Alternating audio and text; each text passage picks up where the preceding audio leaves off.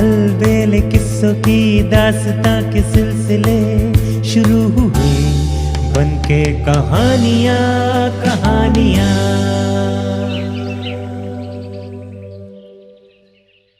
आइए सुनते हैं आज की कहानी पवित्र आत्मा।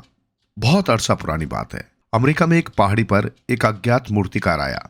उसने पहाड़ की चट्टानों को तराश कर उनमें एक बहुत सुंदर चेहरा बना दिया। वर्षा के दिनों में तूफानी बादल उस चेहरे पर मंडराने लगते, फिर खूब घमासान वर्षा होती। गर्मियों में तेज चिलचिलाती हुई धूप उसे झुलसा डालने पर उतारू हो जाती और सर्दियों में सफेद बर्फ उसे पूरी तरह ढक लेती, मानो उसका वजूद ही मिटा देना चाहती हो। सर्द हवाएं आती और चली जाती, पर उस चेहरे की सौम्यता कभी लुप्त न होती। वो हमेशा उसी तरह मुस्कुराता रहता। मूर्तिकार ने उस चेहरे को बनाया और मृत्यु की गोद में सो गया। इस बात को सैकड़ों वर्ष बीत गए। जब उस मूर्तिकार ने वो चेहरा बनाया था, तब वो क्षेत्र एक बिहार जंगल था। परंतु धीरे धीरे उस चट्टान के चारों तरफ एक छोटा सा गांव बस गया। गांव का जो भी व्यक्ति चेहरे की तरफ देखता, उसे लगता जैसे वो चेहरा मित्रता और प्रेम की भावना लिए उसकी ओर देखकर मुस्कुरा रहा है। लोग उसे पर्वतों का संत कहकर पुकारने लगे। उस चेहरे पर दुनिया भर की सादगी व पवित्रता थी। ग्रामीणों में उस चेहरे के प्रति इतनी श्रद्धा थी कि उसकी पूजा किया करते थे। उनका विश्वास था कि वो किसी देवता का चेहरा है। उसी गांव में एक छोटा सा बच्चा अपनी मां के साथ रहता था। उसका नाम जॉन था। वो अपने छोटे से मकान की खिड़की से नित्य ही उस विशाल चेहरे को देखा करता था। उसकी इच्छा थी कि वो चेहरा कभी भी उसकी आंखों से गायब न हो और वो हमेशा उस पवित्र चेहरे को निहारता रहे। उस नन्हे बालक के मन में भी उस चेहरे के प्रति बेहद श्रद्धा थी। जब भी कभी वो अपने मकान में अकेला होता तो खिड़की में जा बैठता और उस चेहरे से बातें करने का प्रयास करता, पर चेहरा उसकी किसी बात का जवाब न देता। वो तो बस चुपचाप मुस्कुराता हुआ उसकी तरफ देखता रहता। जॉन अपनी मां से भी अक्सर इस चेहरे के विषय में बातें किया करता है। वो जानना चाहता था कि चेहरा किसका है, उसे किसने बनाया, वो चेहरा हमेशा मुस्कुराता ही क्यों रहता है, वो कुछ बोलता क्यों नहीं।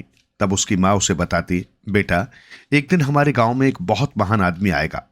वो बड़ा ही दयालु होगा और हम सबकी रक्षा का भार अपने कंधों पर ले लेगा। ईश्वर ने इस चट्टान में उसकी शक्ल इसलिए बनाई है ताकि जब वो हमारे गांव में आए तो हम उसे पहचान जाएं और उसका स्वागत करें। कब आएगा वो पवित्र आदमी? नन्हा बालक भोलेपन से पूछता। ये तो ईश्वर ही जानता है बेटे, किंतु वो आएगा जरूर। गांव के अन्य लोगों को भी इस बात का पक्का विश्वास था।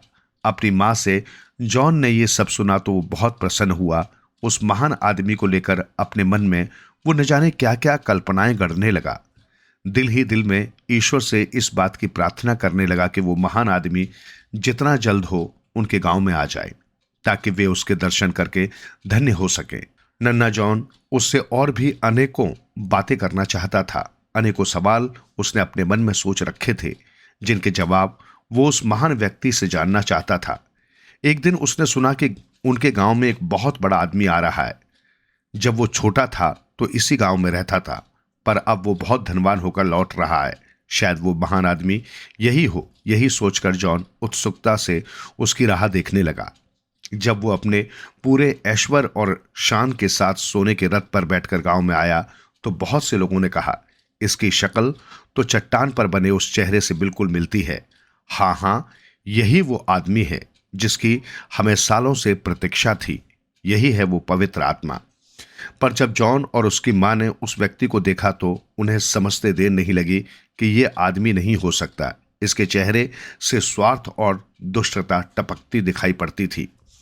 गरीबों के लिए उसके हृदय में दया थी ही नहीं। वो उन लोगों की भी परवाह नहीं करता था जो हर वक्त उसकी सेवा किया करते थे। अन्य व्यक्ति उसकी नजर में महज कीड़े मकोड़े थे। वो अन्य सभी लोगों से घृणा करता था। शीघ्र ही वो वहां के लोगों की नजरों में गिर गया और वो उन्हें भार महसूस होने लगा।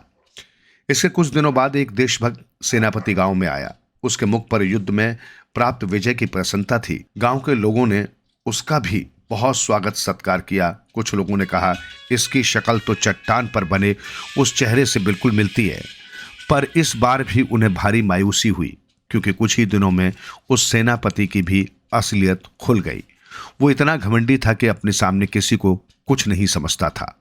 गांव के लोगों को जल्दी ही पता चल गया कि वो आदमी नहीं है जिसकी उन्हें प्रतीक्षा थी।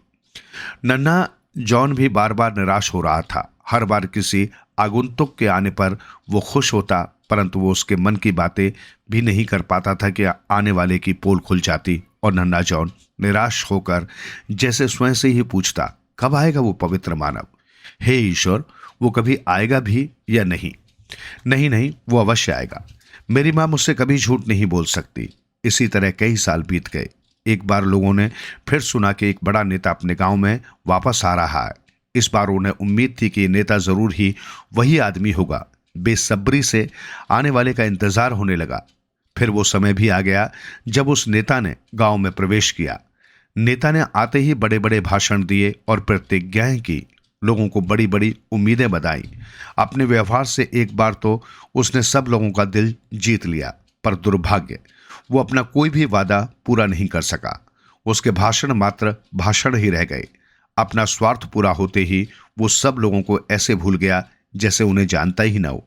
सभी को उसका चेहरा स्वार्थ और लालच से सना दिखाई देने लगा। अब जॉन निराश होने लगा था, पर जब वो अकेला होता तो उस सौम्य चेहरे की तरफ देखता, तब उसे लगता जैसे वो चेहरा उससे कह रहा है, डरो मत, वो आदमी अवश्य आएगा। इससे जॉन को साहस बंधता और वो फिर आशावान हो जाता।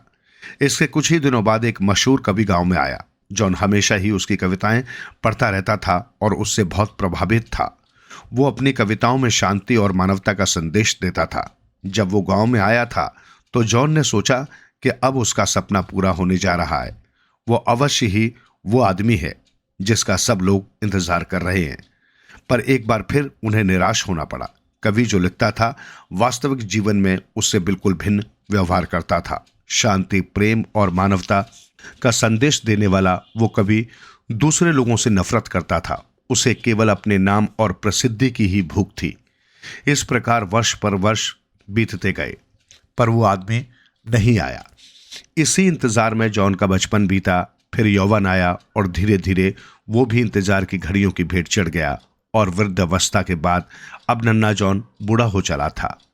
उसने अपना संपूर्ण जीवन अच्छे कामों तथा दूसरों की भलाई में ही लगा दिया था। वो रात दिन गांव वालों की सेवा करता था और सच्चे हृदय से उनका दुख दूर करने का प्रयास करता था। उसके मन में किसी के प्रति भी द्वेष भाव या घृणा नहीं थी।